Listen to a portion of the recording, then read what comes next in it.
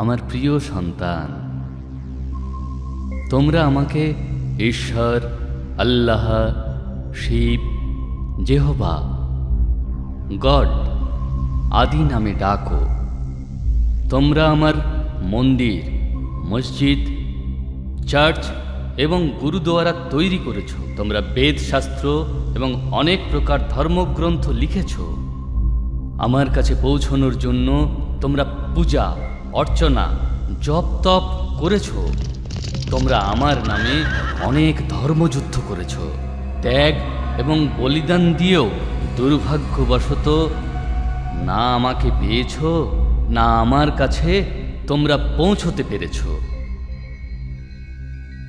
বাস্তবে আমাকে জানার আগে তোমাকে জানতে হবে এবং অনুভব করতে হবে তুমি কে। অজ্ঞানতাবশত তুমি নিজেকে শরীর ভেবেছ, যার কারণে তুমি জাতি, ধর্ম, রং, ভাষা বা রাষ্ট্রীয়তার ভেদাভেদ করো। স্থূল নেত্র দিয়ে যে শরীরকে তুমি দেখছ তা তো তুমি নও। তুমি এক অবিনাশী আত্মা, যা ভ্রুকুটির মধ্যে অবস্থান করে, ওই শরীরটাকে নিয়ন্ত্রণ করে। অতএব নিজেকে শরীর দিয়ে কর্ম করা আত্মা অনুভব করো। আত্মা অনুভব করো।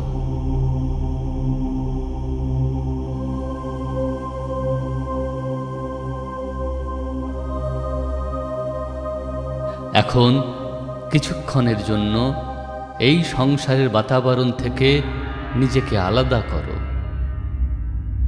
এই দেহকে ভুলে নিজেকে ভ্রুকুটি মধ্য এক উজ্জ্বল তারকা হিসেবে অনুভব করো। বাস্তবে তুমি এখানেই বিরাজ করো, এক সূক্ষ্ম জ্যোতির্বিন্দু আত্মা। এবার ক্রমশ তোমার যাত্রা শুরু হলো।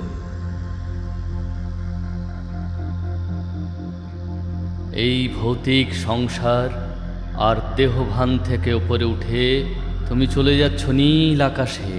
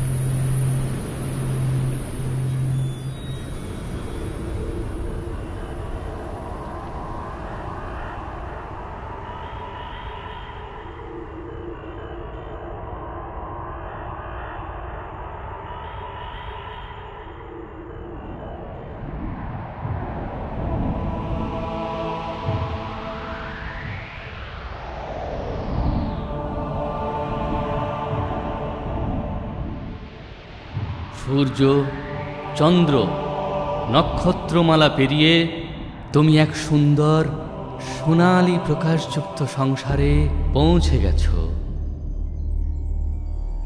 এ হলো সমস্ত আত্মাদের সংসার, যাকে ব্রহ্মলোক, শান্তিধাম, মুক্তিধাম বা পরম ধাম বলা হয়। এই মধুর শান্তিপূর্ণ সংসারে তুমি আত্মা এবং আমারও মূল নিবাস স্থান। আমি তোমাদের সকল আত্মার পিতা, পরম পিতা পরমাত্মা শিব। তোমাদের মতো আমিও অতি সূক্ষ্ম জ্যোতির্বিন্দু হলেও জ্ঞানে গুণে সিন্ধুর সমান। আমি সর্বশক্তিমান, জন্ম মৃত্যুর চক্রের ঊর্ধ্বে থাকা সদা পাবন। তোমরা সকল আত্মারা আমার প্রিয় সন্তান। শুরুতে তোমরা সবাই আমার সঙ্গে পরম ধামে বাস করেছ, পরে জন্ম আর কর্মের অবিনাশী অভিনয় করতে এই সৃষ্টিরূপী রঙ্গমঞ্চে অবতীর্ণ হয়েছ।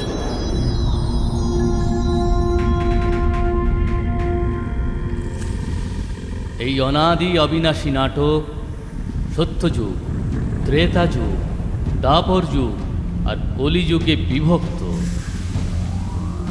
প্রত্যেক যুগের সময় সমানরূপে 1250 বছর, আর সেই কারণে পুরো কল্পের আয়ু 5000 বছর। প্রতি 5000 বছর পরে এই সৃষ্টিচক্রের একই রকম পুনরাবৃত্তি ঘটে। কল্পের শুরুর সময়ে সমস্ত প্রাণী জগৎ ও প্রকৃতির 5 তত্ত্ব পাবন ছিল। সেই সময় সংসার সুখ, শান্তি আর আনন্দে পরিপূর্ণ ছিল।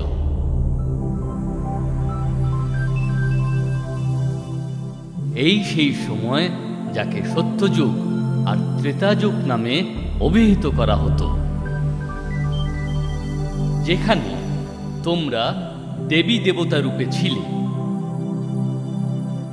এই 2500 বছর স্বর্গ, বৈকুণ্ঠ, বেহেশত, জান্নাত, প্যারাডাইজ আদি নামে পরিচিত ছিল।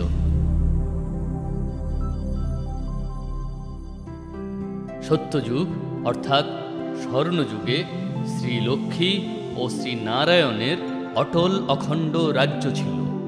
তারপর ত্রেতাযুগে অর্থাৎ রজত যুগে সীতা দেবী ও শ্রীরাম রাজত্ব করেন।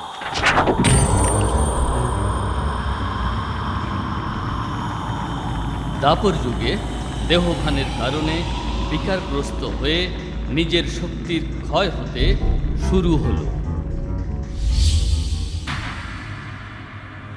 এই যুগে ভিন্ন ভিন্ন ধর্মপিতা এসে ভিন্ন ভিন্ন ধর্মের স্থাপন করে।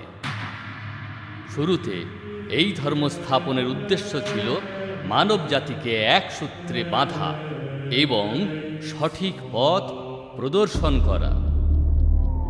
এখন এই কলিযুগ অর্থাৎ কলহ যুগে মানুষের মনে বিদ্যমান ভাজ বিকার চরম সীমায় পৌঁছেছে, যার কারণে 5 তত্ত্ব দূষিত হয়েছে, আর তোমরা শান্তি এবং খুশি থেকে বঞ্চিত হয়েছ। পরিণামস্বরূপ দুঃখ আর অশান্তির চোরাবালি থেকে মুক্ত হওয়ার জন্য চিৎকার করে তোমরা আমাকে ডাকো।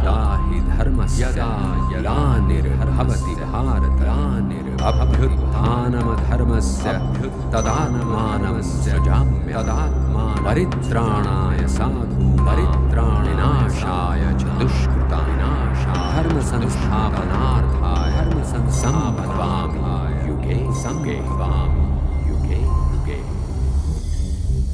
যখন যখন ধর্মের গ্লানি হয় এবং অধর্ম ও পাপ বৃদ্ধি প্রাপ্ত হয়, তখন তখন সত্য ধর্মের স্থাপনা ও বিশ্বের নবনির্মাণের জন্য আমি পৃথিবীতে অবতীর্ণ হই।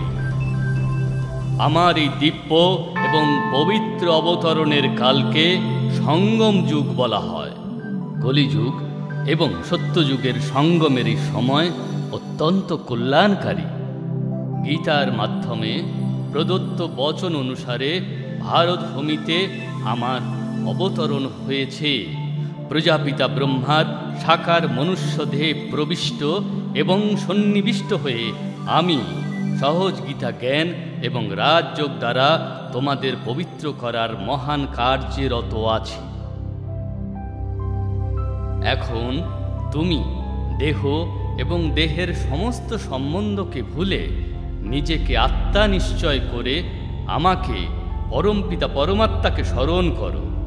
তাই হলো রাজযোগ, যার দ্বারা তোমার জন্ম জন্মান্তরের বিকর্ম দগ্ধ হবে এবং তুমি সর্বগুণ ও সর্বশক্তি দ্বারা সম্পন্ন হয়ে উঠবে।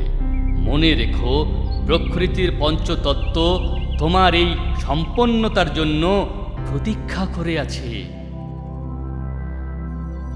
হে আমার প্রিয় সন্তান, আমি সেই যাকে তুমি অনেক কাল ধরে খুঁজছ। আমি তোমার অনাদি পিতা। আমি কি, কেমন তা উত্তম রূপে চিনে নাও এবং আমার শ্রীমত অনুসরণ করো, যাতে তুমি আসন্ন স্বর্ণযুগে অনেক জন্মের শ্রেষ্ঠ ভাগ্য লাভ করো। ওম শান্তি।